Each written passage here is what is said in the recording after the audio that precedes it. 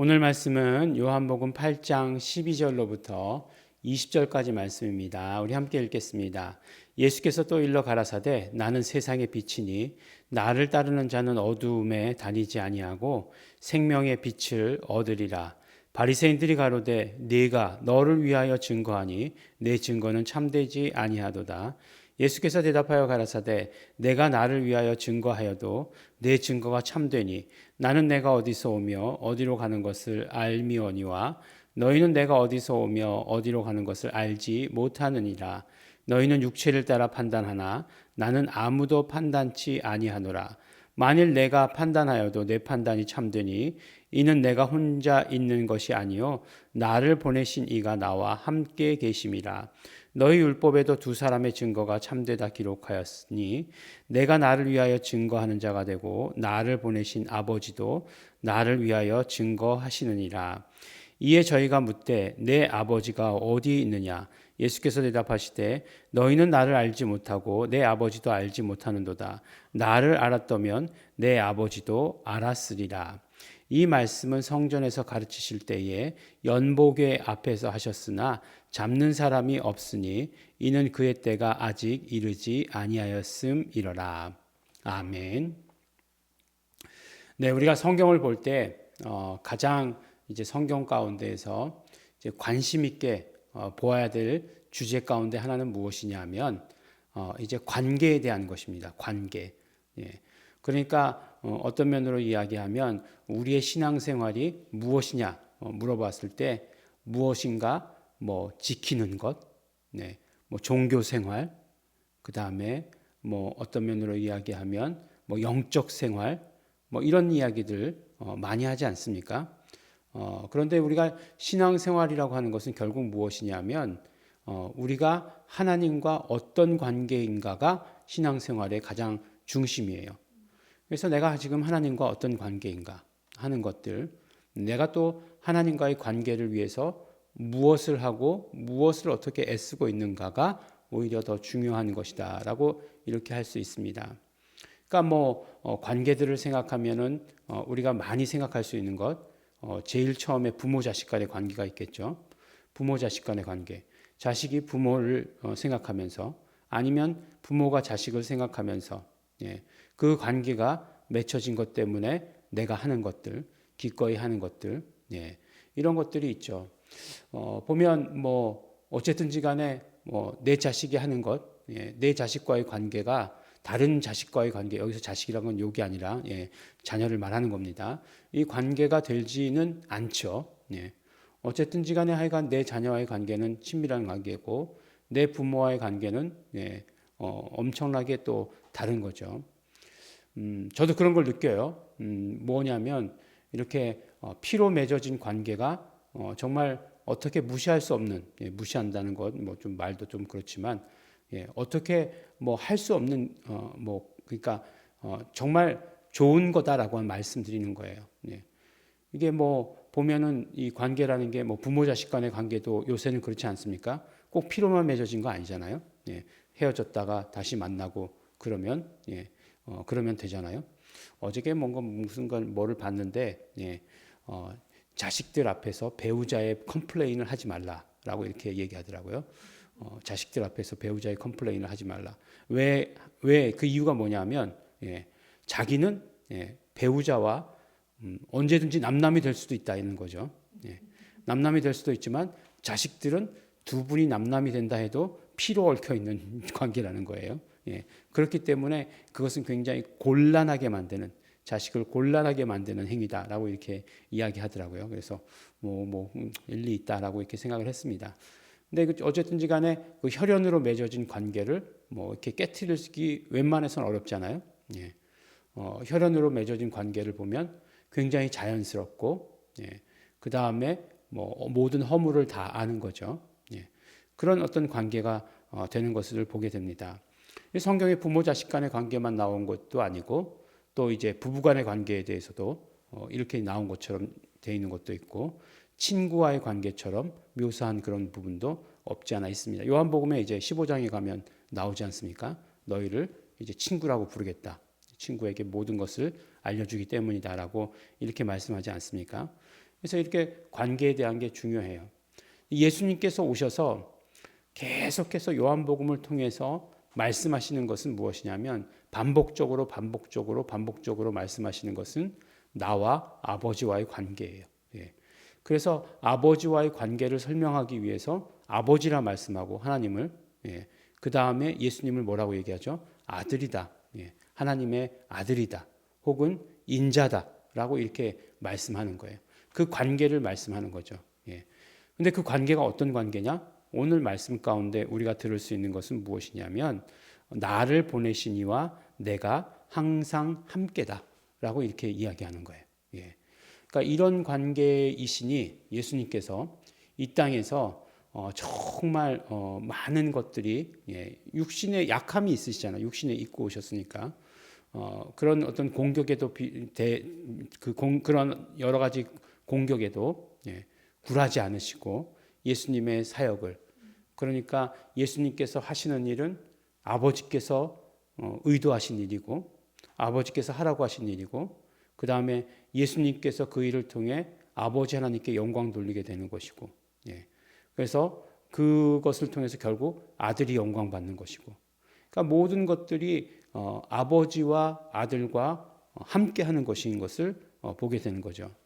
그래서 보니까 오늘 뭐라고 얘기하냐면 이해가 될 듯 말 듯한 이야기를 하세요. 뭐냐면은 너 이렇게 네가 너를 위하여 증거하는 것 무효다, 이야기하는 거예요. 그렇겠죠. 만약에 증인이 없이 내가 나를 위해서 내가 이런 일을 했는데 이건 내가 잘한 거다라고 이렇게 주장한다면, 예, 만약에 증인이 없어요. 예, 다른 본 사람 아무도 없어요. 그러면은 그 증언으로서의 효력이 있느냐? 아니죠. 내 주장이죠. 나의 일방적인 주장일 뿐인 거죠. 예. 그러나 율법에서도 두세 사람의 증인이 있으면 그것은 증거 효과를 가진다라고 얘기해요. 근데 율법을 잘 하시는 예수님께서 혼자 말씀하시고 그것이 나를 증거하는 것이다 말씀하시면 이 사람들은 이해 못한다는 거죠.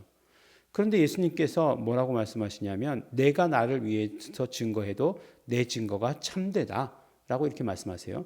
그것은 왜 그런 것이냐? 나는 내가 어디서 오며 어디로 가는 것을 알기 때문에 그렇다. 너희들은 내가 어디서 오고 너 어디로 가는지 알지 못한다라고 이렇게 말씀하세요. 근데 사실 이 증거에 대한 이야기는 처음 나온 이야기가 아니죠. 어디 우리가 요한복음 5장에서 이렇게 이야기하지 않습니까? 5장에서 뭐라고 얘기해요? 처음에 침례 요한이 증거했다고 말씀하지 않습니까? 그런데 침례 요한의 증거만으로도 증거가 충분한 것이 아니다. 나에겐 증거해 주시는 분이 따로 계시니 아버지께서 증거해 주신다라고 이렇게 얘기하지 않습니까? 또 증거하시는 이가 있으니 성경이 나를 증거하고 있다라고 이렇게 말씀하세요. 그러니까 내가 나를 증거하지 않아도 이렇게 이야기하시는 거죠. 그러면서 이제 5장의 맨 마지막에 뭐라고 말씀하시죠? 내가 아버지의 이름으로 왔음에 너희가 영접치 아니하나 다른 사람이 자기 이름으로 오면 영접하리라라고 이렇게 이야기하는 것으로 이제 그 마무리가 되지 않습니까? 그래서 결국에는 아버지께서 나를 증거하신다는 걸 계속해서 이야기하시는데, 그런데 그 아버지와 나와의 관계가 어떠냐? 지금 함께하고 있는 것이다. 그래서 함께하고 있기 때문에 내가 나를 위해서 증거해도 그것은 율법에서 말한 바 두 사람 이상의 증거가 된다라고 이렇게 말씀하시고 계시는 것이죠. 그러니까 예수님과 아버지 하나님과의 관계는 어떻다고요? 늘 함께다라고 이렇게 말씀해 주시는 것이에요. 그러면 나중에 또 17장에 가서 나오겠지만, 그러면 예수님과 제자들과의 관계는 어떠해야 되는가? 예. 그렇죠. 예수님과 제자들의 관계는 예수님께서 말씀하신 것처럼 아버지와 내가 하나인 것 같이 저들도 나와 하나가 되게 하여 주시옵소서라고 하는 것이 예수님의 기도예요. 하나가 된다라고 하는 것은 결국 무엇이에요? 함께하는 것을 말하는 거잖아요. 함께하는 걸 말하는 거잖아요. 예수님과 나를 이렇게 푹 합쳐가지고 이렇게 하나가 된다. 예, 그런 의미가 있는지는 모르겠지만 어쨌든지 간에 하나라고 하는 것의 의미는 함께라고 하는 의미를 포함하고 있는 것이에요. 지금 예수님께서 계속 아버지와의 관계를 통해서 우리에게 그렇게 설명해 주시고 계시는 것이에요. 아버지와 나는 하나다. 예, 나중에 10장에 가면은 10장 30절인가요? 그 아버지와 나는 하나다 라고까지 아주 구체적으로 이야기하는데, 그 하나됨이라고 하는 것은 결국 함께다. 나를 보내시니와 내가 함께다라고 이렇게 이야기해 주시고 계시는 것이에요. 그래서 내가 나를 위해서 증거하는 자가 되고 또 아버지께서 나를 위해서 증거하시는 것이에요. 그것은 예수 그리스도께서 하실 때에 동시에 이루어지는 일이다라고 이렇게 얘기하는 거죠. 그래서 요한복음 14장에 보면은 빌립이 하나님을 보여주십시오 이렇게 얘기했을 때 나를 보는 것이 하나님을 보는 것이다라고 예수님께서 말씀하신 이유가 무엇이었느냐? 계속 처음부터 시작해서 지금까지 일관된 말씀을 해주시고 계시는 거예요. 그것을 우리가 알아야 하는 것입니다. 근데 이제 이렇게 이야기하면 이들에게 있어서 예수님은 계속해서 그 신성 모독을 더하고 있는 거죠. 예. 아버지와 함께라고 말하니까 계속해서 더하고 있는 것인데 그러나 예수님의 때가 아직 이르지 않았기 때문에 예수님을 잡는 사람이 없었다. 어디서 말씀하셨느냐? 연복의 앞에서 말씀하셨다라고 이렇게 얘기하고 있어요. 연복에는 이렇게 나팔 모양처럼 된 옛날에 톨게이트에서 이렇게 그 돈 모으는 것 같이 생긴 그런 것이라고 이렇게 말씀을 드렸습니다. 항상 예수님이 그 앞에 계셨더라고요. 예. 그래서 저도 안내하는 위치가 헌금함 앞에 있습니다. 네, 꼭 그래서 그런 것처럼 얘기하지만 그런 어떤 성경적인 그런 배경이 있는 것 절대로 아닙니다. 네, 그래서 헌금하는데 목사님 안 보셨으면 좋겠다 뭐 이렇게 이야기하시는 분들도 있었다 하는데요. 네, 보지 않습니다. 네, 제가 그걸 보려고 그런 것이 아니라 위치가 그럴 수밖에 없어서 네, 또 헌금함을 얼마나 보호해야 됩니까? 그렇기 때문에 그냥 거기 서 있다는 것 그것을 우리 이해해 주시기를 바라겠습니다. 오늘 말씀을 통해서 예수님께서 하신 선포, 나는 아버지께서 나와 항상 함께 있다. 예. 나를 보내시니까 나와 함께 함이니라 라고 말씀하신 것. 예. 그것을 통해서 우리도 예수 그리스도와 언제나 함께 하시기를 소원하시는, 그것을 위해서 애쓰시는, 그러니까 함께 하기를 원하는데 예수님 거룩한 것 좋아하시니까 우리에게서 죄를 제해버려야 되는 것이고, 예수님 정말 어떤 그런 생명을 기뻐하시니까 생명으로 사람들을 인도해야 되는 것이고, 나도 생명으로 충만해야 되는 것이고, 나도 예수 그리스도께서 주신 생명으로 이 땅에 어떤 그런 모든 나를 괴롭히려고 하는 것들로부터 일어나야 되는 것이고, 병으로부터 일어나야 되는 것이고, 그 다음에 악한 것들로부터 스스로 보호받아야 되는 것이고, 그것은 모두가 뭐라고요? 예수님과 함께 있기 위해서. 이 위에서라고 하는 것을 기억하시면서 그것이 우리의 신앙생활에 항상 중심 가운데 있는 우리 성도 여러분 되시기를 예수 이름으로 축원합니다. 기도하겠습니다. 하나님 아버지 감사합니다. 예수 그리스도께서 언제나 하나님과 함께 계심을 말씀해 주시니 너무나 감사하고 감사합니다.